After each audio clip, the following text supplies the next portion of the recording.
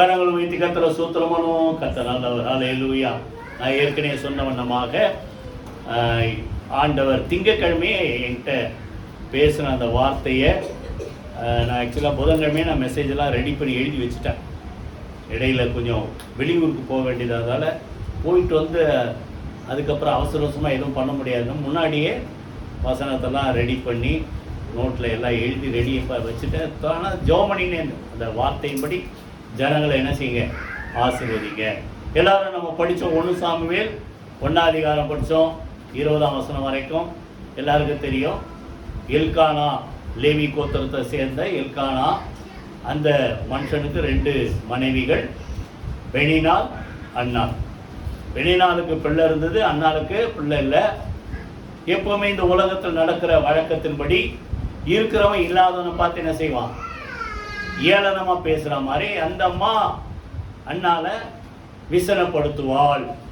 இவ உட்கார்ந்து என்ன பண்ணுவா, சாப்பிடாம அழுது கொண்டு. அடிக்கடி சொல்றதுதான், உட்கார்ந்து சாப்பிடாம அழுகுறதால ஒன்றும் ஆகாது, ஜெபம் பண்ணாதான் எல்லாமே நடக்கும். கைகளை வைத்து கத்தல சூத்திரம் பண்ணுவோமா. அவள் போய் எல்லாரும் சாப்பிட்டு தூங்குறாங்க. அண்ணால் என்ன செய்தாள் சொல்லுங்க, எழுந்து கர்த்தருடைய ஆலயத்தில் போய் இருதயத்தை ஊற்றி என்ன பண்றான், ஜெபம் பண்ற. நீங்க இதுல பாத்தீங்கன்னா புலம்பல்ல இருக்கு, எழுந்துரு, முதல் சாமத்தில் கர்த்தரை நோக்கி என்ன செய், கூப்பிடு, உன் இருதயத்தை அவரிடத்தில் என்ன செய், ஊற்றிவிடு, உன் கைகள் என்ன செய், அவருக்கு நேராக ஏறிடு. இப்படி நல்ல வார்த்தை இருக்கு. உங்க குடும்பத்துல எத்தனையோ காரியங்கள் நடக்கணும், நீங்க எதிர்பார்க்குறீங்க, புரியுதா? அப்ப அதெல்லாம் கர்த்தர் நடத்தணும்னா நம்ம என்ன செய்யணும், எல்லாம் ஒருவேளை அவங்க உலகத்து மனிதர்கள் தூங்கலாம், நாம என்ன செய்யணும் சொல்லுங்க, எழுந்து கர்த்தருடைய சமூகத்தில் நம்முடைய இருதயத்தை ஊட்டி என்ன செய்யணும் சொல்லுங்க, ஜெபிக்க வேண்டும். கர்த்தர் அன்னாளை 2:21 இதான படிச்சிட்டோமா?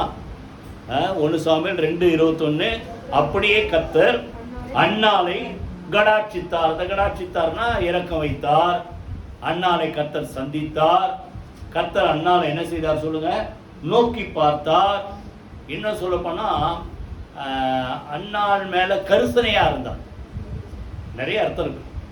அன்னாள் மேல சொல்லுங்க அக்கறையா கருசனையா இருந்தார். நிறைய இந்த இதுல திருப்பி வேற வேற டிரான்ஸ்லேஷன்ல பார்த்தா இதெல்லாம் அர்த்தம். ஓ, கர்த்தர் அன்னாளை என்ன செய்தார், கடாட்சித்தார். நீங்க பாத்தீங்கன்னா அந்த இஸ்ரவேல் ஜனங்க எங்களுக்கு ஒரு ராஜா வேணும் அப்படின்னும் போது ஆண்டவர் கொஞ்சம் கஷ்டமா தான் அந்த மனசுக்கு. நான் தானே உங்களை ஆளுகை செய்யறேன், உலகத்து மக்களுக்கு ராஜா இருக்கிறேன், நான் தான் உங்களை ஆளுகை செய்யறேன்னு ராஜா மாதிரி நீ ஒரு ராஜா கேட்குறிய அப்படின்னு. இருந்தாலும் அங்க ஒரு வார்த்தைக்கு 9ஆம் அதிகாரத்துல நான் இஸ்ரவேல் ஜனங்களை என்ன செய்தேன், கடாட்சித்தேன் அப்படின்ட்டு சவுல ராஜாவா கொடுக்குறார் 9:21. சரியா? அதே போல 9:16 இங்க நீங்க சாராள் பிள்ளை பருவம் எத்தனை வயசு சொல்லுங்க, சாராளுக்கு 90, ஆபிரகாமுக்கு 100. 21ஆம் அதிகாரத்தில் கர்த்தர் சொல்லி இருந்தபடியே அன்னாள் சாராள் மேல் கர்த்தர் என்ன செய்தார், கடாட்சம் வைத்து. புரியுதா? அங்க ஒரு பிள்ளைய கர்த்தர் கொடுக்கிறார். அங்கதான் ஆபிரகாமுக்கு முதல் பிள்ளை. ஏற்கனவே இஸ்மாயில் பிறந்திருக்காரு, வாக்கு தத்தத்தின் பிள்ளை ஈசாக்கு பிறகு. அதே போல புதிய ஏற்பாடுக்கு வந்தா அங்க ஒரு குடும்பம், பரிசுத்தவானுடைய குடும்பம், ஊழிய செய்கிற சொல்லுங்க சகரியாவுடைய குடும்பம், எலிசபெத் சகரியா 2 பேரும் கர்த்தரிட்ட கற்பனையின்படி தேவனுக்கு பயந்து உண்மை மொத்தமா ஊழியம் செய்த மக்கள். ஆனா அவங்களுக்கு என்ன இல்லை, வயசாயிடுச்சு, பிள்ளை இல்லை. அங்கேயும் அந்த வார்த்தை தான் இருக்கும். புரியுதா? அந்த அம்மா அது எப்படி பிள்ளை உருவான உடனே அந்த அம்மா பேசுறாங்க லூக்கா 1ஆம் அதிகாரத்துல, கர்த்தர் என் மேல் கடாட்சம் வைத்து ஜனங்களுக்குள்ளே எனக்கு உண்டாயிருந்த நிந்தையை நீக்கி என்னை கர்ப்பம் தரிக்கும்படி கர்த்தர் கொடுத்தார், ஆசீர்வதித்தார். கைகள் வைத்து கர்த்தர் சூத்திரமானோம். அப்போ இந்த கடாட்சம்ன்ற வார்த்தை நிறைய இடத்துல இருக்குது. முக்கியமா 3மே பார்த்தா நம்ம பார்த்ததுல பிள்ளை இல்லாத ஒரு குடும்பத்துல கர்த்தர் இரக்கம் பாராட்டி ஒரு அற்புதத்தை செய்தார். கைகளை வைத்து கர்த்தர் சூத்திரமானோமா. இப்போ அன்னாள் மேல கர்த்தர் கடாட்சம் வைத்தார். அந்த கடாட்சம் எல்லாருக்கும் கிடைக்கணும். புரியுதா? நிறைய பேர் பேர்னா இப்பெல்லாம் யாரும் அப்படி பேர் வைக்கிறது, தேவ கடாட்சம் பேர் வைப்பான். எனக்கு தெரிஞ்ச ஒரு பாஸ் வள்ளியூர்ல ஊழியர் பேர்னா தேவ கடாட்சம். புரியுதா? அது போல பேர் வைக்கலாம். கடாட்சம்னா தேவனுடைய அருள் பெற்றவர்கள். இப்போ இந்த அன்னாள் மேல கர்த்தர் கடாட்சம் வைக்கிறதுக்கு 3 காரியம். அன்னாளுடைய வாழ்க்கையில ஆண்டவர் எதை பார்த்து கடாட்சம் வச்சார், அதை நமக்கு என்னது சொல்லுங்க, அதை பார்த்து நம்ம கத்துக்கணும். அப்போ நம்ம மேல கர்த்தர் இரக்கம் பாராட்டுவார். 3 காரியம் குறிப்புகள் பார்த்து நம்ம சீக்கிரம் முடிச்சிரும். முதல்ல அன்னாள்னாலுமே இருதயத்தை ஊற்றி என்ன செய்தால் சொல்லுங்க, ஜெபித்தாள். புரியுதா? நல்ல ஜெபம் பண்ற ஒரு மகள், பிரேயர்ஃபுல். புரியுதா? அந்த 1 சாமுவேல் எல்லாருக்கும் தெரியும். அந்த வசனம் வாசனத்துல 10ஆம் அதிகாரம் 1ஆம் அதிகாரம் 10ஆம் வசனம் 11, 1ஆம் அதிகாரம் 10 11. எப்படி ஜெபம் பண்றா பாருங்க.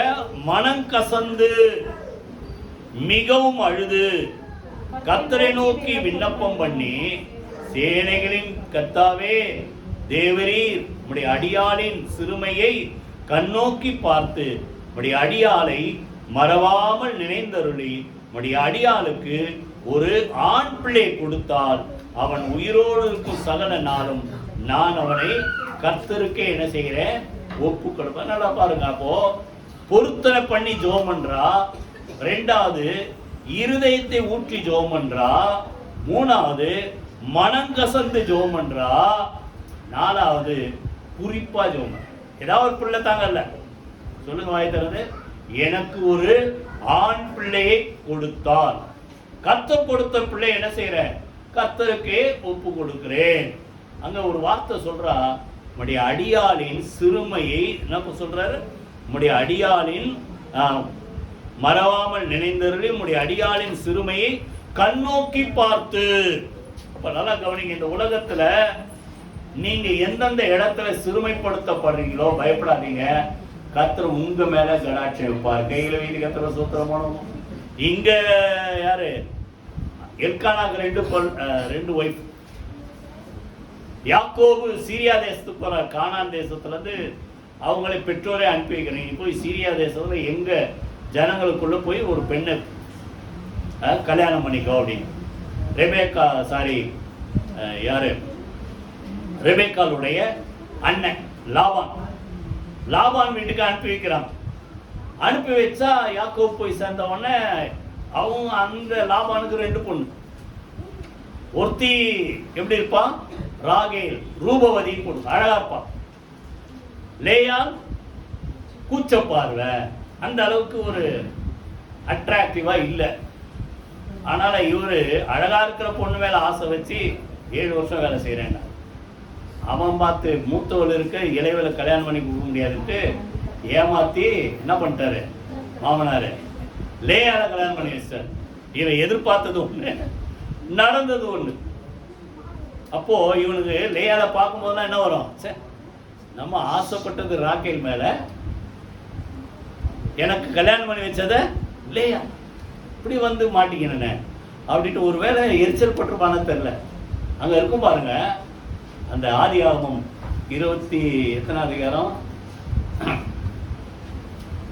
29 அதிகாரத்தில் லேயால் அற்பமா எண்ணப்பட்டதை பார்த்து கர்த்தர் அவள் மேல இரக்கம் வைத்து அவள் கர்ப்பம் தரிக்கும்படி கர்த்தர் என்ன செய்தார், அனுக்கிரகம் செய்தார். கைகளை வீதி கர்த்தர் சூத்திரம் 29 அதிகாரம் 31 வசனம். அப்போ இந்த உலகத்துல நீங்க எந்தெந்த இடத்துல சிறுமைப்படுத்தப்படுங்க, நல்லா கவனிங்க. எந்தெந்த இடத்துல நீங்க அற்பமா எண்ணப்படுகிறீர்களோ அந்த நேரத்துல அந்த சூழ்நிலையில தேவனை நோக்கி கூப்பிடுங்க, கர்த்தர் எல்லாவற்றையும் மாற்றுவார். கையில வீதி கர்த்தர் சூத்திரமானோமா. அதற்கு பிறகு வரிசையா 4 பிள்ளை, ரூபன், சிமியோன், லேவி, யூதா. அதுக்கப்புறம் இந்த அம்மா கதறுது, எனக்கு பிள்ளை இல்லையே அப்படின்னு. அப்போதான் இவர் கேட்கிறார், புள்ள கொடுக்க நான் கடவுளா அப்படின்றார். புரியுதா? அப்போ நல்லா கவனிங்க. எதுக்குமே யாருடைய கடாட்சம் வேணும் சொல்லுங்க, தேவனுடைய கடாட்சம் தேவை. கையில வீதி கர்த்தர சூத்திரமானோமா.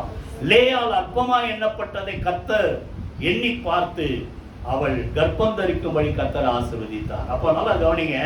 இந்த அண்ணால் அப்படி இருந்தா, ஆனாலும் இன்னைக்கு ஒரு சிலருடைய வாழ்க்கை என்னன்னா, அவ்வளவுதான் நமக்கு முடிஞ்சுது இதுதான் அப்படின்னு நினைக்காதீங்க. நீங்க ஜெபம் பண்றதை என்ன செய்யக்கூடாது சொல்லுங்க, வாயத்தர சொல்லுங்க, விட்டுறாதீங்க. இவ பாட்டு சக்கலத்தியா பேர் நல்லா ஊர்ல நம்ம ஊர்ல சொல்ற மாதிரி எழுதி வச்சிருக்கு. என்ன பண்ணாலும் விசனப்படுத்தும், அவளை கேவலமா பேசுவான். இவ உட்காந்து சாப்பிடாம உட்காந்து அழுதுட்டு இருப்பான். நான் ஒண்ணுமே நடக்கல. எத்தனை வருஷம் அப்படி இருந்தாங்க தெரியல. ஆனா ஒரு வருஷம் அண்ணாளுடைய இருதயத்தில் ஆண்டவர் ஒரு உணர்வு கொடுத்தார். எல்லாம் சாப்பிட்டு தூங்குற நேரத்தை நீ எங்க போ, தேவனுடைய ஆலயத்துக்கு போ, கைகளை வீட்டு கத்துல. அப்ப எங்களுக்கு வந்தாதான் சொல்லுங்க, நீங்க எதிர்பார்க்கிற காரியம் நடக்கணும். எங்க தேடி வரணும் சொல்ல மாட்டீங்க. எங்க தேடி வரணும்? ஆலயத்தை தேடி வரணும். புரியுதா?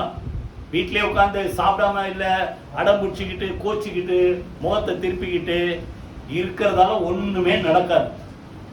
உங்க காரியத்தெல்லாம் தேவ சமூகத்துல வந்து என்ன செய்யுங்க, இருதயத்தை ஊற்றி ஜெபம் பண்ணுங்க. அண்ணா நம்ம பார்க்கறது முதல்ல ஜெபம் பண்ற ஒரு மகள் இருதயத்தை ஊற்றி ஜெபம் பண்றான். அங்க நான் படிக்கும்போது சொல்லிட்டேன் விளக்கம்லாம். வாய் அசைது உதடுகள் அசைகிறது, சத்தம் கேட்கல. அதை பார்க்கிற இந்த அங்க இருந்த ஏலி தீர்க்கதரிசி சொல்றாரு, குடிச்சிட்டு வந்திருக்கியா? அப்படிலாம் வருவாங்களா ஆலயத்துக்கு? வரமாட்டாங்க. அவர் ஏதோ தப்பா நினைச்சார். உன் குடியை உன்னை விட்டு விளக்கு அப்படின்றாரு. அப்பதான் இந்த அம்மா சொல்லுது, ஐயா ஏற்கனவே நான் நொந்து வந்திருக்கிறேன், நீ வேற குடிச்சிட்டு வந்திருக்கேன் கேட்கிற. நான் யாரு? மனக்லேசம் உள்ள ஸ்திரீ. நான் இருதயத்தை ஆண்டவர் சமூகத்துல என்ன செய்தேன் சொல்லுங்க, ஊட்டி. நல்லா கவனிங்க. உன் இருதயத்தை ஓப்பன் பண்ணி உடைத்து ஊட்ட வேண்டிய ஒரே ஒரு இடம் தேவ சமூகம். ஆலயத்துல வந்தாலும் சரி, உங்க வீட்டுல தனிமையா நீங்க ஜெபம் பண்ணாலும் சரி, அந்த சத்தம், ஒருவேளை வாயை திறந்து நீங்க பேசுறீங்க, சத்தம் வரணும்னாலும் அந்த சத்தம் யாரு கேட்கும்? வாயை திறந்து சொல்லுங்க, தேவனுக்கு சத்தம் கேட்கும். கையில வைத்து எத்தனை சூத்திரம் பண்ணுமா? இஸ்ரவேல் புத்திரர் என்ன பண்ணாங்களா? பெருமூச்சு விட்டாங்க. அப்படின்னு அர்த்தம், இந்த மாவது ஜெபம் பண்ணுது, ஆனா மனசுல ரொம்ப வேதனை இருக்கிறதால வார்த்தை வரல. இஸ்ரவேல் ஜனங்கள் யாத்திராமத்துல போட்டு பெருமூச்சு விட்டாங்க, ஐயோ ஒண்ணுமே முடியலையேன்ட்டு. ஆனா அங்க போட்டுக்குது, கர்த்தர் அவருடைய பெருமூச்சின் சத்தத்தை கேட்டார். கையில வீதி கர்த்தர் சூத்திரம் பண்ணுவோமா? அப்போ பெருமூச்சை கேட்கிறார் ஆண்டவர். ஏன்னா ஆவியானவர் நமக்குள்ள இருந்து சொல்லுங்க, வாக்கு கடங்காத பெருமூச்சலோடு கூட நமக்காக வேண்டுதல் செய்கிறார். அப்ப நல்லா கவனிங்க, வார்த்தை சொல்லிதான் ஜெபம் பண்ண, அதான் கரெக்ட். இருந்தாலும் உங்க மனசுல அழுத்தம், வேதனை, இருதயம் நொறுக்கப்பட்ட சூழ்நிலை, புரியுதா? நொறுங்குண்ட இருதயத்தை கர்த்தர் என்ன செய்ய மாட்டார் சொல்லுங்க, ஒரு நாள் புறக்கணிக்க மாட்டார். 51ஆம் சங்கீதத்துல ஏசாயா 57ஆம் அதிகாரத்துல, இருதயம் நொறுங்குண்டு யார் என்னை நோக்கி பார்க்கிறாங்களோ அவங்களை நான் நோக்கி பார்ப்பேன்றார். புரியுதா? அப்போ உங்களால வாயில வார்த்தை வரல, உள்ள உடைஞ்சிச்சுன்னா நல்லா கவனிங்க, அந்த சத்தம் யாருக்கு கேட்கும்? ஆண்டவருக்கு கேட்கும். கைகளை வீட்டி கர்த்தர் சூத்திரமா. இது அண்ணாள். இன்னொரு மனுஷன், ஏற்கனவே நம்ம அதெல்லாம் படிச்சதுதான், எல்லாமே உங்களுக்கு சொல்லாம எதுவுமே இல்லை. ஆபிரகாம் தன்னுடைய மகன் ஈசாக்குக்கு பொண்ணு கேட்கறதுக்கு இந்த ஊர்ல வேணா, எங்க போய் அந்த நான் என்னுடையது ஜனங்கள் இருக்கிற சீரியா தேசத்துல போய் பொண்ணுங்க கொட்டுவாரு. 700 கிலோமீட்டர் தூரம் டிராவல் பண்ணி இவர் வராரு. எலியேசர் வந்து அங்க போட்டுக்கோ பாருங்க, அந்த வசனம் 24ஆம் அதிகாரம் 11 இருந்து 15 வரைக்கும் நானே சொல்லிடுறேன். 24ஆம் ஆதியாகமம் 24ஆம் அதிகாரம் 11 இருந்து 15 வரைக்கும். இவர் என்ன பண்றாரு? மனசுக்குள்ள ஜெபம் பண்றாரு. அண்ணால் வாயை திறந்தா ஜெபம் பண்றா, ஆனா மனசுல வேதனை இருக்கிறதால சத்தம் வரல. நல்லா கவனிங்க, எந்த வகையில ஜெபம் பண்ணாலும் வாயத்தில் சொல்லுங்களேன், அந்த ஜெபத்துக்கு நிச்சயமா என்ன ஒன்று சொல்லுங்க, பலன் உண்டு. அண்ணால்ட்ட ஆண்டவர் பார்த்து ஜெபிக்கிறவள். அங்க எலியேசர் மனசுக்குள்ள ஜெபம் பண்றார், இருதயத்தில் சொல்லிக் கொண்டால் பின்னால சொல்றாரு. அத அவங்க வீட்டுல போய் பேசும்போது வாயை திறந்து ஜெபம் பண்ணல, மனசுக்குள்ள ஜெபம் பண்றாரு. இவரு எங்க எஜமான் ஆபிரகாம் இந்த ஊருக்கு போய் பொண்ணு கூட்டு வாழ்றாரு. எந்த பொண்ணை கூப்பிடுறது? எந்த பொண்ணு கூப்பிடுறது? அப்போ இவரு தனக்குள்ளே ஜெபம் பண்ணிக்கிறார். எல்லா பெண் பிள்ளைங்க என்ன பண்ணுவாங்க, சாயந்தர நேரம் தண்ணி எடுக்க வருவாங்க. அப்போ நான் அந்த துறவு கிட்ட போய் தண்ணி எடுத்துட்டு வரும்போது, ஏம்மா கொஞ்சம் குடிக்க தண்ணி தரணும்னு நான் கேட்கும்போது, எனக்கு கொடுக்கணும், நான் கேட்காமல் ஒட்டகத்துக்கு தண்ணி கொடுங்கன்னு நான் கேட்க மாட்டேன். நான் கேட்காமலே 10 ஒட்டகத்துக்கு யார் தண்ணி கொடுக்குறாங்களோ அவங்க தான் கர்த்தர் அந்த ஈசாக்குக்கு நியமனம் பண்ண அந்த ஸ்திரீ என்று நான் இதன் மூலமா அறிந்து கொள்வேன். கைகளை வீதி கத்துறப்ப பாருங்க, வாயத்தர ஜோமல்ல மனதிலே சொல்லி, அந்த வார்த்தை நீங்க நல்லா படிச்சு பாருங்க இருக்கும். மனதிலே சொல்லி கொண்டான், அடுத்தது இருதயத்திலே சொல்லி கொண்டான். இந்த சத்தம் ஆண்டவர் கேட்குது. கரெக்டா அந்த குடும்பத்தை சேர்ந்த ஆபிரகாமுடைய சகோதரன், அந்த அந்த நாகோருடைய குடும்பத்தை சேர்ந்த அந்த யார ரெபேக்கால ஆண்டவர் அனுப்புறா. அதே போல இவர் தண்ணி கேட்கிறாரு. அந்தம்மா இவன் என்ன மனசுல என்ன ஜெபம் பண்ணாரோ அந்த வார்த்தை அப்படி அந்தமா பேசு. குடியும் என் ஆண்டவனே உமக்கும் கொடுக்கிறேன், உங்க ஒட்டகத்துக்கும் நான் கொடுக்கிறேன். எத்தனை பேர் புரியுது? நல்லா கவனிங்க. இது எதுக்கு சொல்ல? அந்த பெண் பார்த்ததற்கு சொல்ல. நீங்க உதடுகள் திறக்குது, சத்தம் வரலனாலும் சரி, கர்த்தருக்கு தெரியும். அடுத்தது சத்தமே வர முடியல, ஒண்ணுமே பேச முடியல, பெருமூச்சு தான் வருதுனாலும் கர்த்தருக்கு தெரியும். மூணாவது, மனசுக்குள்ள ஜெபம் பண்றீங்க, அதுவும் யாருக்கு தெரியும் சொல்லுங்க? கர்த்தருக்கு தெரியும். கைகளை வீதி கர்த்தர் சூத்திரம் மூலமா ஆண்டவர் சொல்லுங்க ஜெபத்தை கேந்தமா சொல்றாங்க. இருதயத்தை ஊற்றி ஜனங்களே எக்காலத்திலும் அவருடைய சமூகத்தில் உங்கள் இருதயத்தை என்ன செய்யுங்க? ஊற்றி விடுங்கள். எக்காலத்திலும் அவரை நம்புங்க. அவரை நம்பினாதான். இப்போ நீங்க போய் ஒருத்தருக்கு ஒருத்தர் பேசுறீங்க, பாரத்தை உடைச்சு யார்கிட்ட பேசுவீங்க? யார்கிட்ட பேசுவீங்க? அடுத்த ஆள்கிட்ட இப்போ வத்தி வச்சிருவாங்க பேசுவீங்களா? பேச மாட்டீங்க. இவர் என்ன பண்ணுவாங்களோ, என்ன பண்ணுவோம் இந்தம்மா நான் சொல்லுவேன், 4 பேர் போய் சொல்லுவோம். அப்போ யாரை நீங்க நம்புறீங்களோ அவங்ககிட்ட தான் மனசை திறந்து பேசுவீங்க. இதுதான் ஆண்டவர். அவரை நம்புங்க. அவர் சமூகத்தில் ஆலயத்தில் வந்து அவர் சமூகத்தில் உங்கள் இருதயத்தை என்ன செய்யுங்க? ஊற்றி விடுங்கள். கைகளை வீதி கத்துற சூத்திரம் மூலமா அதே போல அந்த உதடுகள் சத்தம் கேட்கல, வார்த்தை வரல, அந்த ஜெபத்துக்கு கர்த்தர் பதில் கொடுத்தாருல. அங்க பாருங்க 19ஆம் வசனம் வாசிங்க. 1 சாமுவேல் 1:19.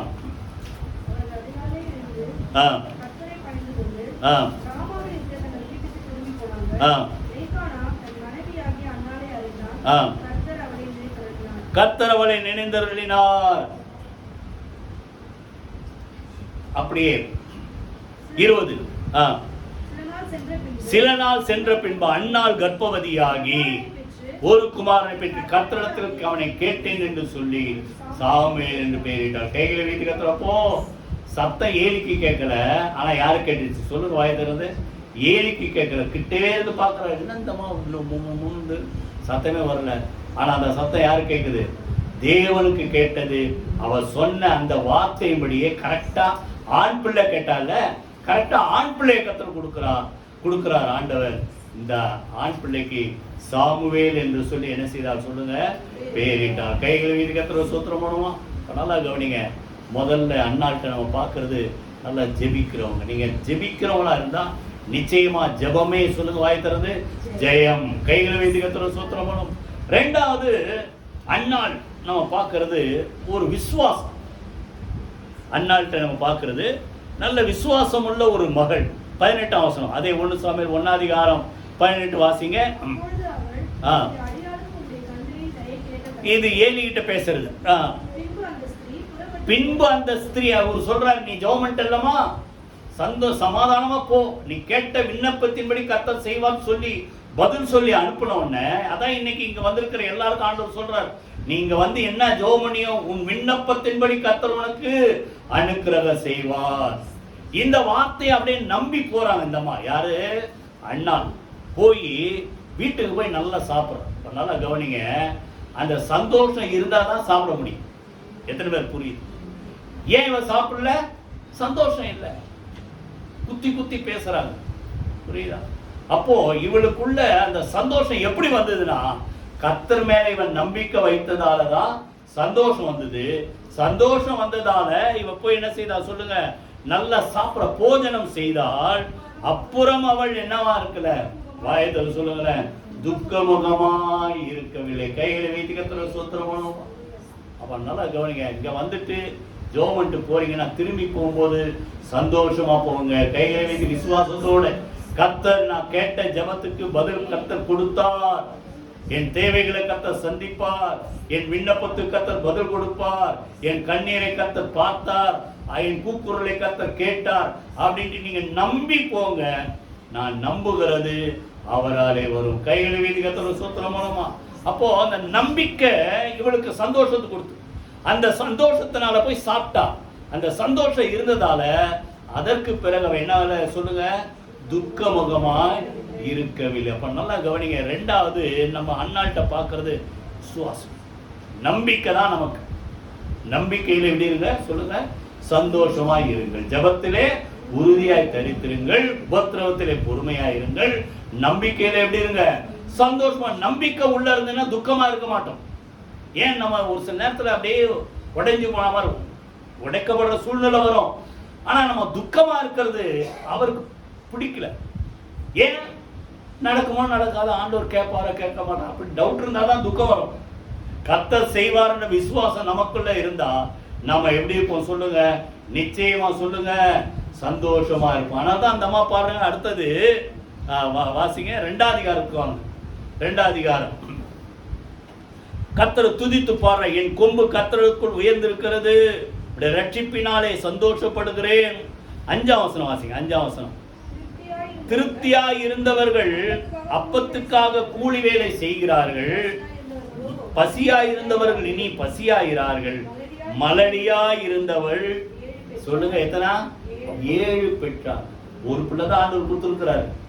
இந்தம்மா விசுவாசத்தோட சொல்லுது, நான் மலடியா இருந்தேன், 1 கொடுத்துட்டாரு, நான் 1 ஆண்டவர் கொடுத்ததால இப்ப எனக்கு எத்தனை கொடுப்பார் சொல்லுங்க, வாய் திறந்து 7 பெற்றார். கைகளை வைத்து கர்த்தரை ஸ்தோத்திரம். அப்போ நல்லா கவனிங்க, உங்க விசுவாசத்தை வார்த்தையில வெளிப்படுத்தணும்.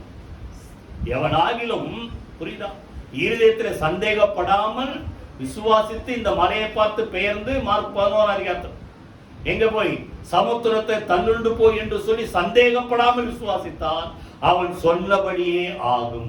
கைகளை வைத்து கர்த்தரை சொல்றப்போ இந்தமா சந்தேகப்படாம நம்பிக்கையோட சொல்லுது.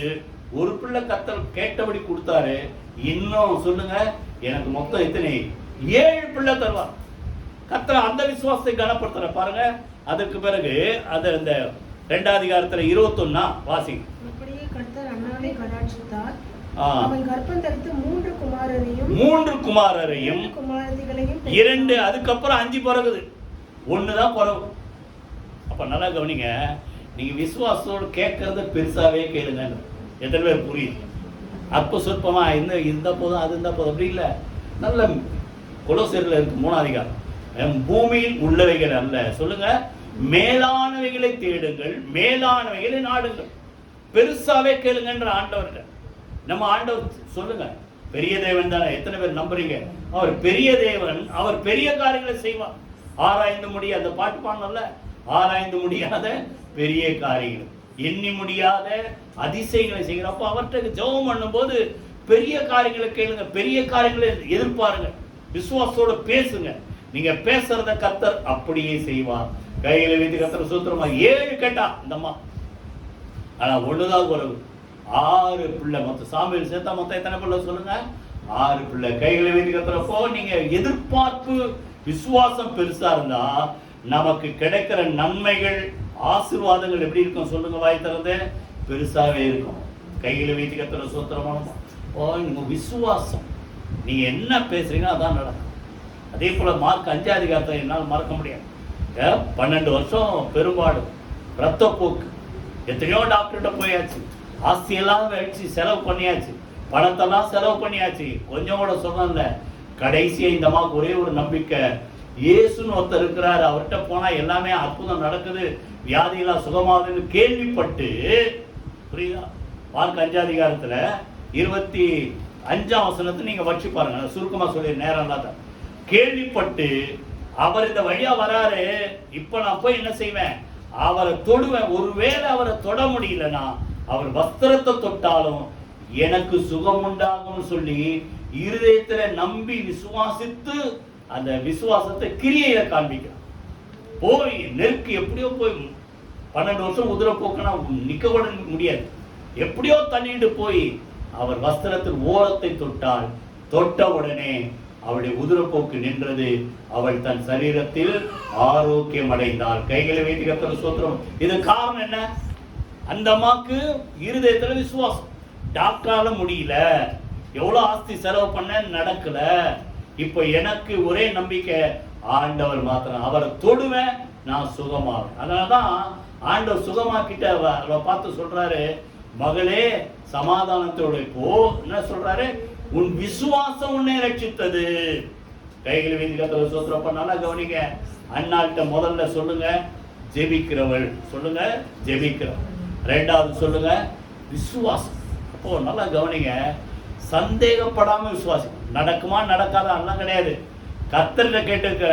அவரால் முடியாத சொல்லுங்க, அவரால் முடியாத சொல்லுங்க. என்னாலே கூடாத அதிசயமான காரியம் ஒன்றும் உண்டோ? நீ என்னை நோக்கி கூப்பிடு, அப்பொழுது நான் உனக்கு என்ன செய்வேன்? பதில் கொடுப்பேன். உத்தரவு கொடுத்து நீ அறியாததும் உனக்கு எட்டாததுமான சொல்லுங்க பெரிய காரியங்களை நான் அறிவிப்பேன். கைகளை வீதி கர்த்தருக்கு ஸ்தோத்திரம். அப்ப அவரால் கூடாத காரியம் ஒன்றும் இல்லை. புரியுதா? அதனால தேவன்கிட்ட முதல்ல சொல்லுங்க ஜெபம் பண்ணுங்க. ரெண்டாவது சொல்லுங்க விசுவாசமா இருக்கு. மூணாவது அண்ணாள்கிட்ட நம்ம பார்க்கிறது நன்றியுள்ள ஒரு மகள். தேங்க்ஃபுல், கிராட்ஃபுல். சொல்லுங்க வாய் திறந்து. சொல்ல மாட்டீங்க நன்றி. அந்த நன்றி 3 எழுத்து தானே. சொல்லுங்க நன்றி. சொல்லுங்க வாய் திறந்து. பாட்டு பாடினா நன்றி சொல்லுங்கன்னா எத்தனை பேர் நன்றி சொல்றீங்க? அப்போ நன்றி சொல்றது உதடுகள் அசைந்தது, வார்த்தை வரல அப்படிலாம் இருக்கக்கூடாது. ஜெபம் பண்ணும்போது பரவாயில்ல. எத்தனை பேர் வாயை திறந்து நல்லா நன்றி சொல்றீங்க? ஒரு சில உதட கூட அசைக்க மாட்டீங்க. ஒரு சில உதட அசைக்கிறீங்க, சத்தம் நீங்க நன்றி சொல்றீங்களா கேட்கல. புரியுதா? நல்லா கவனிங்க. இந்த அம்மா சொல்லுங்க நன்றி உள்ள ஒரு மகள். கைகளை வீதி கர்த்தருக்கு ஸ்தோத்திரம். அங்க 1 சாமுவேல் 1 அதிகாரம் 25 வசனம் வாசிங்க.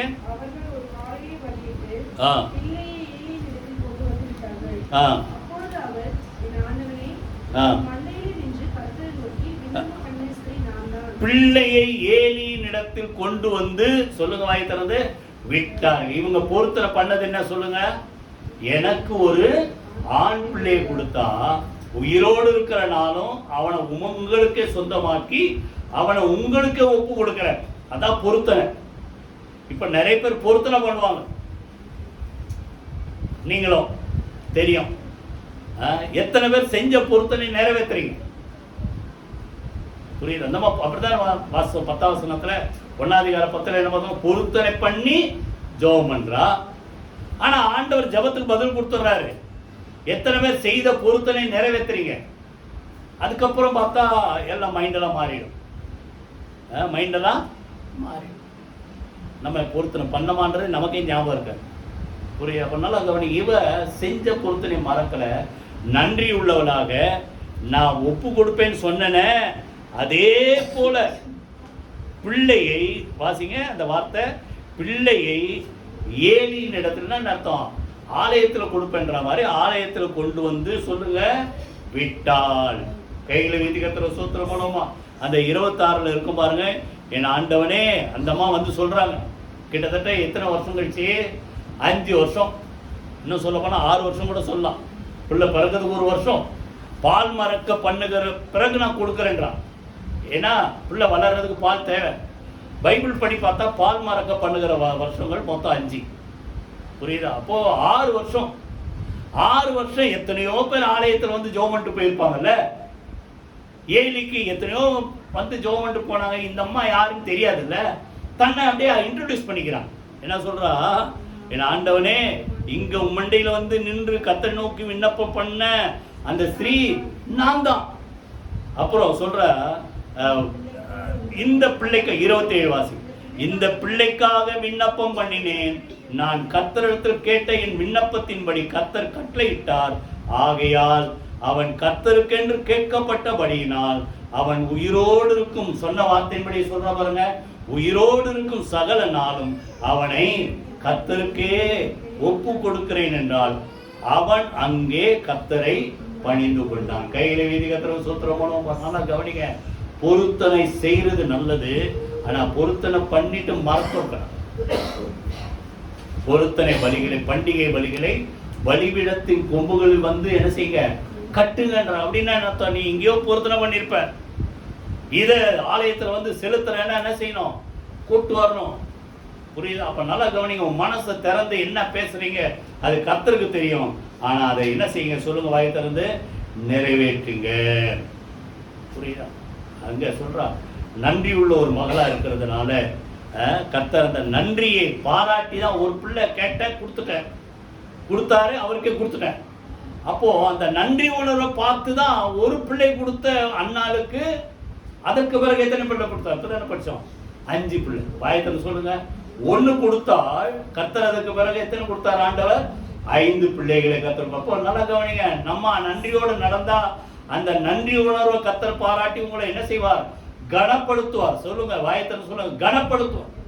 புரியுதா? அதுக்கு அங்க பிள்ளை 5 ஆச்சு. அதை போல நீங்க என்ன ஜெபம் பண்றீங்க, நீங்க என்ன பொருத்தனை பண்றீங்க? 1 கொடுத்தா கர்த்தர் சொல்றாரு, அந்த அந்த பொருத்தனை நிறைவேற்றின அண்ணாளுக்கு கர்த்தர் கடாட்சம் வைத்து அதற்கு பிறகு சொல்லுங்க 5 பிள்ளைகளை கர்த்தர் கொடுத்தார். கைகளை வைத்து கர்த்தர் சூத்திரம் மூலமா இந்த 65ஆம் சங்கீதம் எல்லாருக்கும் தெரிஞ்ச வசனம். ஜெபத்தை கேட்கிறவரை மாம்சமான யாவரும் உம்மிடத்தில் வருவார்கள். 1ஆம் வசனம் வாசிங்க. 65ஆம் சங்கீதம் 1ஆம் வசனம்.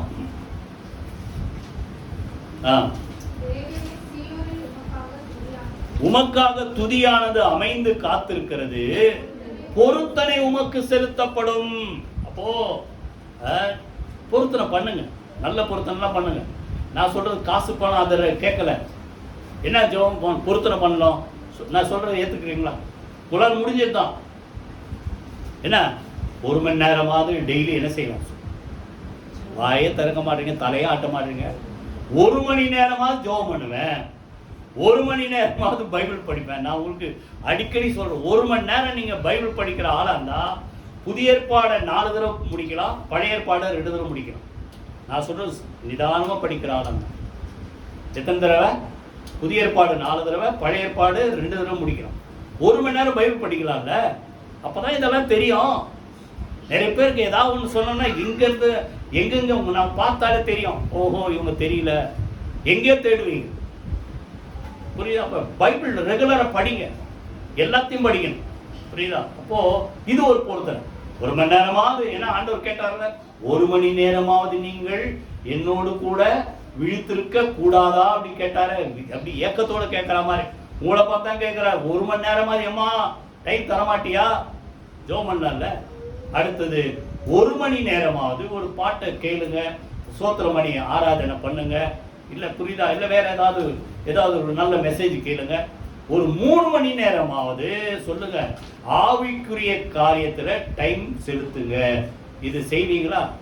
என்ன பாஸ் நீ வேற பொருத்தனை பண்ணிட்டு நிறைவேற்றலாம் கஷ்டம்ன்றீங்க. நானா இதெல்லாம் பண்ண மாட்டேன்னு பொருத்தனை அப்படிதான் கொடுக்கு. பொருத்தனை செய்து சொல்லுங்க, அந்த வசனம் தான் கொடுக்குது. பொருத்தனை செய்து அதை உங்கள் தேவனான கர்த்தருக்கு என்ன செய்யுங்க? நிறைவேற்றுங்கள். கைகளை வீதி கர்த்தர் சூத்திரம் மூலமா. நல்லா கவனிங்க, என்னை நோக்கி கூப்பிடுன்னு 50ஆம் சங்கீதத்தில் இருக்கு இல்ல? ஆபத்து காலத்தில் எத்தனை வசனம் அது? 50:15 வாசிங்க. அதை சங்கீதம் 50:15 வாசிங்க. ஆபத்து காலத்தில் என்னை நோக்கி கூப்பிடு, நான் உன்னை விடுவிப்பேன். அதுக்கு முன்னாடி என்ன சொல்லிட்டாரு? உன் தேவனுக்கு சோத்திர பலியிட்டு உன்னதமானவருக்கு உன் பொருத்தனைகளை செலுத்தி அதுக்கப்புறம் என்ன கூப்பிடுங்கிறார். ஆனா இன்னைக்கு நிறைய பேர் என்ன பண்றோம்? கூப்பிட்டு பாக்குறோம், ஆனா முன்னாடி இருந்ததை மறந்துட்டோம். சோத்திரமும் பண்றது இல்ல, ஜபமும் பண்றது இல்ல, செஞ்ச பொருத்தனைய சொல்லுங்க நிறைவேற்றுறது இல்ல. சொல்றாரு சோத்திர பலியிடு, செஞ்ச பொருத்தனை என்ன செய்? தேவனுக்கு நிறைவேற்றி அதற்கு பிறகு ஆபத்து காலத்தில் என்னை நோக்கி கூப்பிடு, நான் உன்னை விடுவிப்பேன். சொல்லுங்க, நீ என்னை மகிமைப்படுத்துவாய். கைகளை வீதி கர்த்தர் சோத்திரம் மூலமா.